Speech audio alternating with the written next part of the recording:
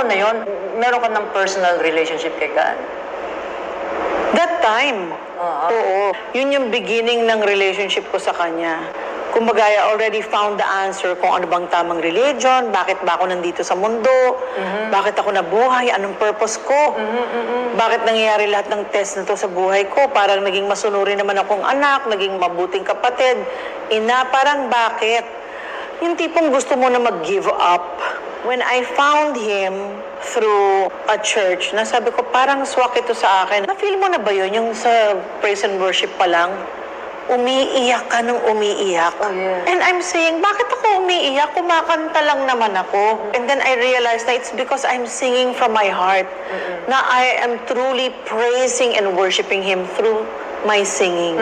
Talagang bukal sa loob mo na binibigay mo lahat ng papuri sa Kanya. Sabi ko, I like it here kasi I feel His presence. Tapos yun, yung inaaral mo yung Biblia, verse per verse, word for word.